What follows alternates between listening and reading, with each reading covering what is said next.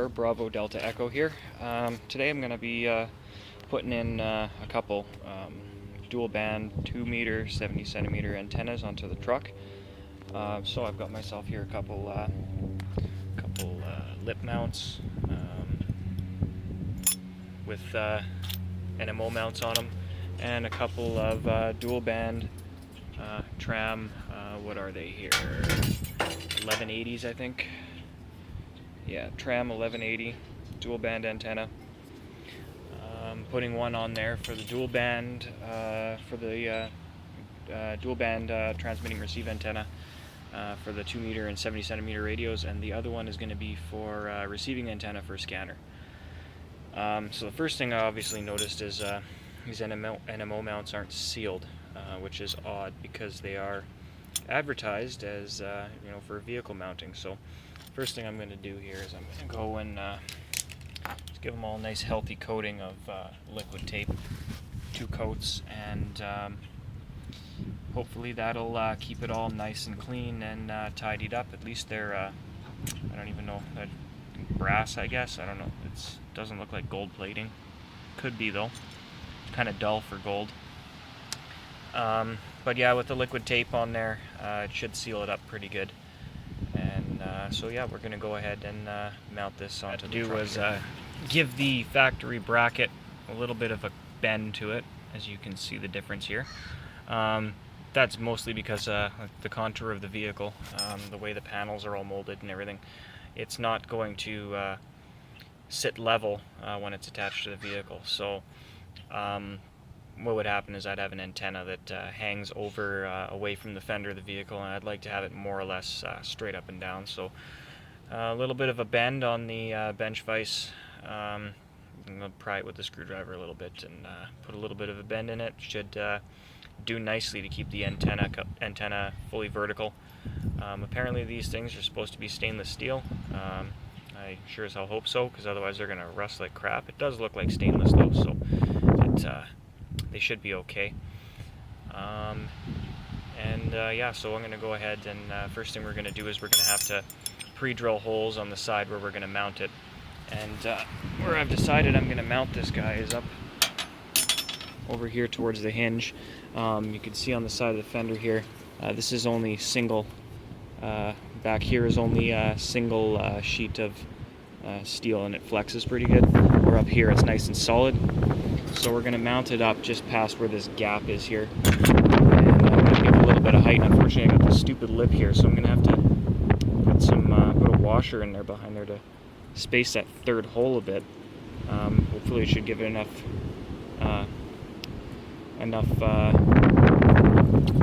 stability so that it doesn't pull out.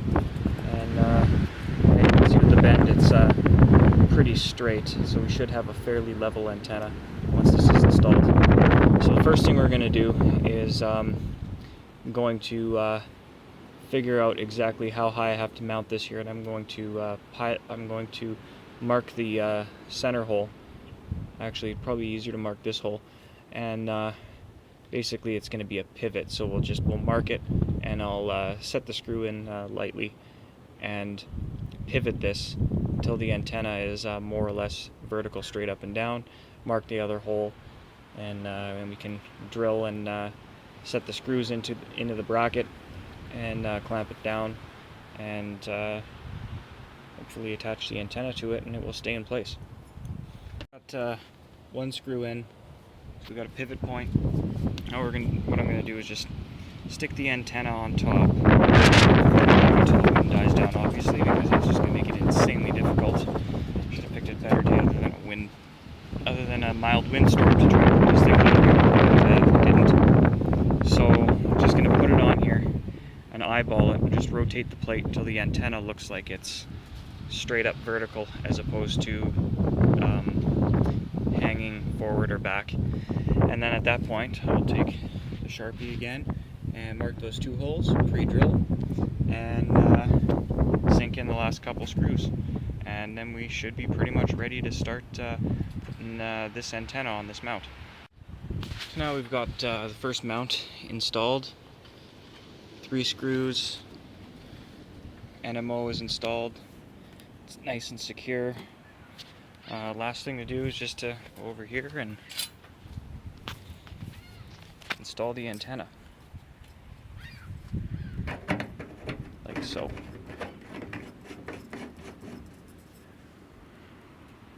Give it a nice snug fit.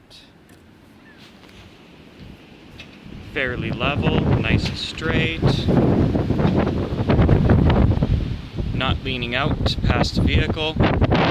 So that's a fair success. So now we're going to go and install the other antenna right on the other side, directly opposite of this one. And then we will run the coax cables inside the cab of the vehicle. So far, going fairly smoothly. Both antennas mounted. This one's got a little bit of a lean to it, but it's not too bad. I'm overall happy with it. So the next thing we got to do is get this line into the engine bay here, and then from in the engine bay through the firewall and into the cab. So I think the easiest way to do this is I'm gonna remove this rubbery plastic piece here, and I'm gonna kind of bring it up this way and in underneath, and bring it up underneath all this. There's a nice little hole here by the hinge to bring it in through here. You don't want to bring it in along the edge, because when you close the hood, you're going to end up pinching the coax, and you're going to wreck it and cause premature failure. So I think that's going to be the best way. So I'm going to go ahead and bring those in, and then we're going to try and find some pathways. I know I got a nice grommet I can pass some cables through on this side, but I'm not sure about this side. I haven't tried to pass any cables in on this side yet, so we'll take a peek and see if we can find out. I have a feeling it's probably going to be something hidden in behind that battery, but we'll see how it goes. It just snaps off here, just in these three little pieces here. So I'm going to bring the cable up behind it and maybe tuck it in around this way, and actually probably better off going in under here, away from the moving part of the hinge, and route it into the cab, and I'll do the same thing with the other side. So we got the cable routed in. There's a little notch in the plastic. You probably can't see it in the video here. It's just big enough to let the coax through, and it goes right underneath, and it drops down right along the back side here and comes up right underneath here, and it came in nice and easy, and it ends up with a fairly clean look. On the other side, we're doing a similar thing here. I'm going to drop it in, that notch on the plastic. What I've done differently though is, because the hinge is reversed on this side, so the moving part of the hinge is on the inside where that cable's going to be, I wrap it around the back side of this antenna to keep it away, and I'm going to drop the cable down in here to keep it away from the hinge so it doesn't get nicked when I open and close the hood. And that comes in right underneath here, just underneath the battery. And then after I get this plastic piece back on, it's just routing it into the cab.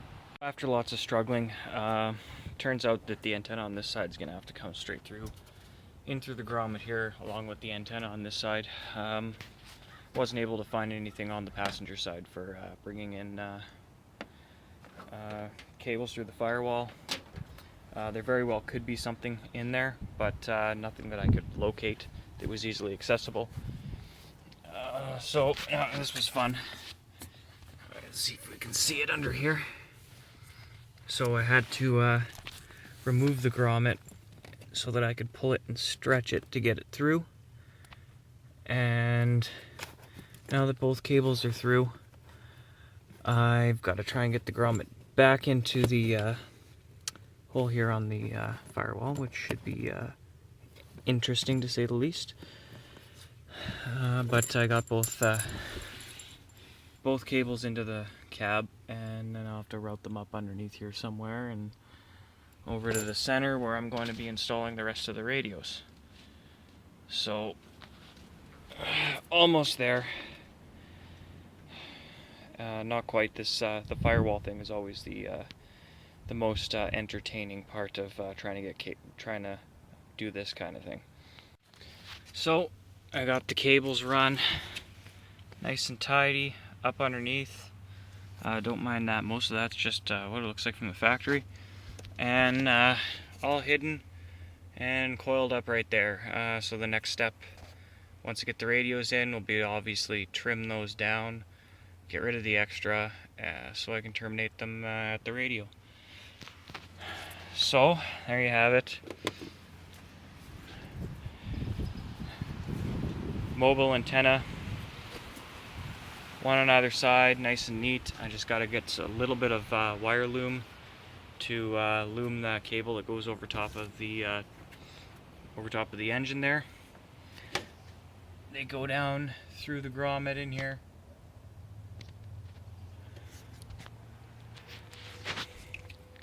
And it leaves for a nice